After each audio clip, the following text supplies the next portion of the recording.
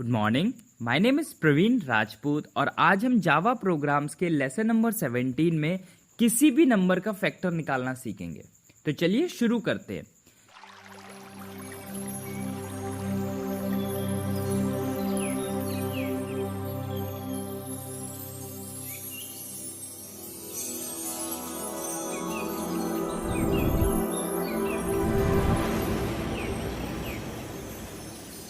सबसे पहले हम समझ लेते हैं हमारा फैक्टर होता क्या है। यहाँ पे मैंने एक एग्जांपल लेके रखा हुआ है। जैसे मान लेते हैं हमारा एक नंबर है 6, तो उसके फैक्टर्स क्या हो जाएंगे 2 and 3। तो 2 into 3 इज इक्वल्स टू 6। क्लियर है आपको? अब चलिए ऐसा ही एक प्रोग्राम बनाते हैं जिसमें हमारा जो यूजर है वो एक वैल्यू इनपुट करेगा और हमारा प्रोग्राम उस नंबर के फैक्टर निकाल के देगा। है ना बहुत इंटरेस्टिंग। तो चलिए शुरू करते हैं। यहाँ पे आपको पता है ये है हमारा program user defined. That means हमारे यूजर एक वैल्यू इनपुट कराएंगे और हमारा प्रोग्राम उनके फैक्टर निकाल के देगा। तो यहाँ पे यूजर ने वैल्यू कितनी इनपुट करी है 20। हम यहाँ पे अब इसको प्रोग्राम के थ्रू समझते हैं और प्रॉपर कंपाइलेशन भी करेंगे। यहाँ पे देखिए सबसे पहले यहाँ पे लिखा हुआ है import java.util.scanner। तो अभी तक आप समझ गए होंगे ये क्या चीज है। बिल्कुल ये प्री डिफाइंड लाइब्रेरी है और जब भी हम इसके अंदर के कोड यानी कि जैसे यहाँ पे लिखा हुआ स्कैनर इनको यूज करेंगे तो हमें इंपोर्ट करानी पड़ेगी हमारी pre defined library. Second line है क्लास फैक्टर। आपको पता है हमारे हर एक प्रोग्राम में क्लास लिखना मस्ट है।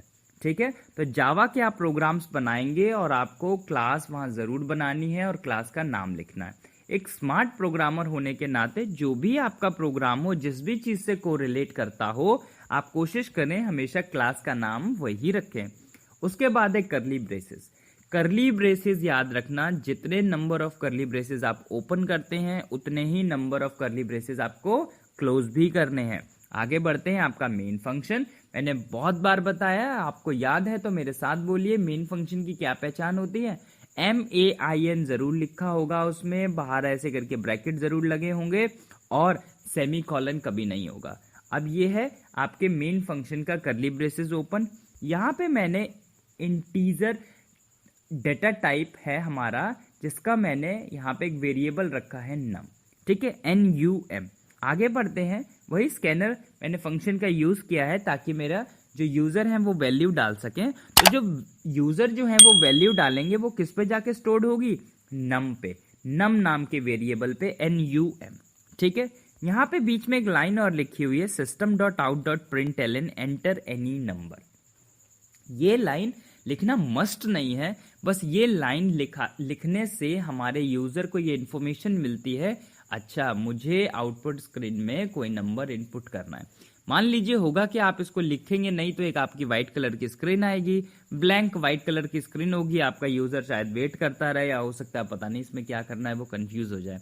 लेकिन अगर आप यहाँ पे लिख देंगे तो एंटर एनी नंबर, यूजर क्या कर देगा वहां पे एक नंबर इनपुट कर देगा। आगे बढ़ते हैं। यहाँ पे देख लीजिए लिखा हुआ है system.out.print यानी कि कह रहा है 1 प्रिंट हो जाए। तो यहाँ पे सबसे पहले क्या प्रिंट हो जाएगा आपका 1 आ जाएगा। क्लियर है आपको? 1 वहां पे लिख जाएगा। मैं इसका मीनिंग बताऊंगा यहाँ पे 1 क्यों है। तो 1 एज इट इज लिख गया। आगे लगा हुआ है आपका फॉर का लूप। तो हम यहाँ पे फॉर के लूप को फिर से समझेंगे लेकिन आपको चाहिए कि बहुत प्रॉपरली ये समझ में आए, बहुत अच्छे से आए। तो मैंने लेसन नंबर 8 से लूप्स को समझाया है। मेरी रिक्वेस्ट है आप स्टेप बाय स्टेप सारे वीडियोस को देखिए, इनको अच्छे से समझिए, वहाँ प्रॉपर कंपाइलेशन भी की है। यहाँ पे हमारा मेन फोकस है फैक्टर को करना, वहां पे मेन फोकस है सिर्फ और सिर्फ आपको फॉर का लूप समझाना। तो आप मेरी बात को समझ रहे होंगे। चलिए अब इस प्रोग्राम को कंटिन्यूएशन में रखते हैं। फॉर इंट नाम का आपका एक वेरिएबल है आई नाम का, सॉरी इंट डेटा टाइप का, और उसकी वैल्यू है 2 और उसकी कंडीशन है कि वो हमेशा या तो छोटा होगा या बराबर होगा आपके नम नाम के वेरिएबल से। आगे बढ़ते हैं। यहाँ पे दे दिया गया है b is equals to num modulus 1। Num कितना है आपका 20 मॉडुलस। अब ये मॉडुलस क्या चीज है तो मैंने आपको प्रीवियस वीडियो में भी बताया था। मॉडुलस होता है आपका जिसमें हम रिमाइंडर की वैल्यू उठाते हैं। ठीक है, तो नम में आपने रिमाइंडर की वैल्यू उठाएंगे। नम है 20 और आई है आपका 2।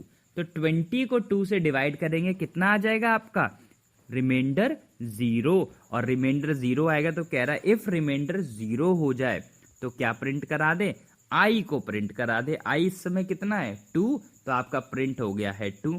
आगे कह रहा है स्पेस प्रिंट हो जाए, ठीक है, उसके बाद में आपका 2 के बाद में स्पेस प्रिंट हो गई है। उसके बाद में कह रहा है जो नम है equals to num divided by I हो जाए। अब आपका इस समय नम है कितना 20, आई कितना है 2, तो आपने 20 को 2 से डिवाइड किया, कितना बचा 10। तो अब आपका जो NUM की वैल्यू कितनी हो गई है 10। आगे बढ़ते हैं, कह रहा आई माइनस माइनस, आई कितना था आपका 2, आई कितना बन गया 1। लूप जो था आपका क्लोज नहीं हुआ था तो क्या होगा आई प्लस प्लस। अब आई प्लस प्लस क्या हो जाएगा, फिर से आई बन जाएगा आपका 2। जब आई आपका 2 बन गया है, अब कह रहा है कि बी जो है वो क्या हो जाए, फिर से नम मॉडुलस आई। अब आपका आई 2 है, नम कितना बन चुका है 10। आपसे यही रिक्वेस्ट है, कोई प्रॉब्लम होती है आप कॉपी पेन जरूर ले लिया करिए, ठीक है। तो नम कितना है आपका 10, 10 को फिर से आपने 2 से मॉडुलस किया, रिमाइंडर कितना आया 0। Very good. यहाँ पे आपका कैसा है 0, तो कह रहा है फिर से आई प्रिंट हो जाए। अब आई है कितना 2, तो यहाँ पे आई प्रिंट हो गया। उसके बाद में लिखा हुआ स्पेस प्रिंट हो जाए, बिल्कुल ठीक है, 2 और यहाँ पे स्पेस प्रिंट हो गया। आगे देखिए, अब कह रहा है नम को आई से डिवाइड कर दे। नम है कितना 10, आई कितना है 2, डिवाइड करेंगे तो बन जाएगा 5। तो आपके नम की अब वैल्यू कितनी हो गई है 5। फिर कह रहा है आई माइनस माइनस, यानी कि आई फिर से कितना बन जाएगा 1। Very good. अब यहाँ पे जाएगा, कह रहा है आई प्लस प्लस, आई अब आपका कितना हो जाएगा वहां पे 2, वापस आ जाएगा 2। अब यहाँ पे क्या होगा, मॉडुलस आपको कराना है, b इक्वल्स टू नम, नम की वैल्यू कितनी है 5, 5 मॉडुलस 2 कराएंगे, क्या 0 आएगा, नहीं आएगा, तो ये इफ वाला जो कंडीशन है वो चलेगी नहीं। फिर आई प्लस प्लस, अब आई हो जाएगा आपका 3, ठीक है। फिर आप मॉडुलस कराएंगे, फिर से कंडीशन नहीं चलेगी, फिर आई हो जाएगा 4, फिर से मॉडुलस कराएंगे, फिर से ये वाली कंडीशन नहीं चलेगी क्योंकि रिमाइंडर 0 आना चाहिए, और आप 5 को 4 से मॉडुलस कराएंगे तो 4 1 जा 4, रिमाइंडर 1 बचेगा, ठीक है। ऐसे ही जब आप आई 5 आई की वैल्यू कितनी हो जाएगी इंक्रीज होके 5, अब आप मॉडुलस कराएंगे 5 मॉडुलस 5, अब b बराबर कितना हो जाएगा 0, तो कह रहा आई प्रिंट हो जाए, आई कितना है यहाँ पे 5 प्रिंट हो गया, ठीक है। उसके बाद कह रहा है स्पेस, उसके बाद आगे जाके स्पेस प्रिंट हो गई है, और उसके बाद में फिर कह रहा है कि नम, अब नम कितना है आपका इस समय है 5। अब 5 को आप i से डिवाइड करेंगे, i कितना हो गया 5, तो 5 डिवाइडेड बाय 5, नम कितना बन जाएगा 1। अब नम बन गया है 1, i कितना है आपका, यहाँ पे आपका i है 5, तो कैसा हो जाएगा 4, ऊपर जाएगा।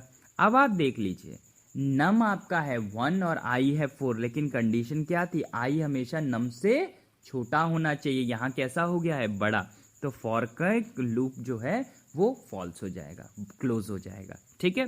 आगे आप देख लीजिए, मैंने क्या बताया था, जितने नंबर ऑफ करली ब्रेसेस ओपन होते हैं उतने नंबर ऑफ करली ब्रेसेस बंद।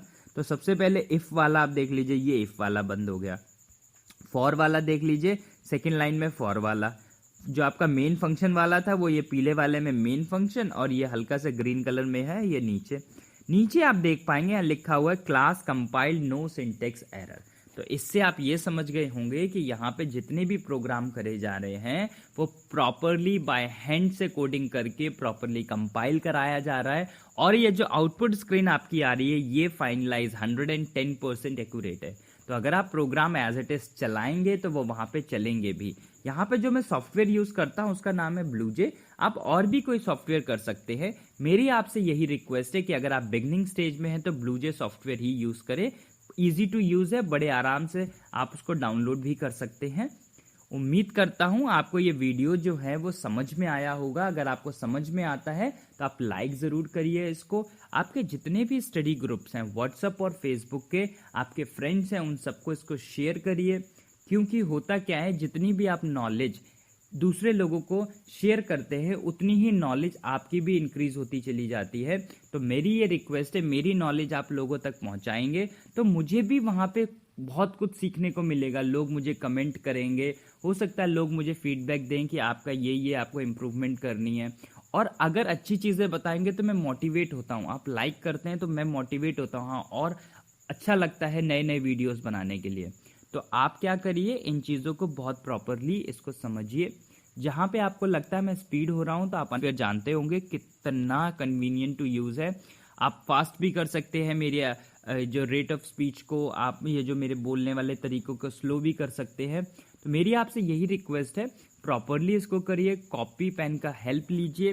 मैं आपको गारंटी देता हूँ बहुत अच्छे से सारे प्रोग्राम्स कर पाएंगे।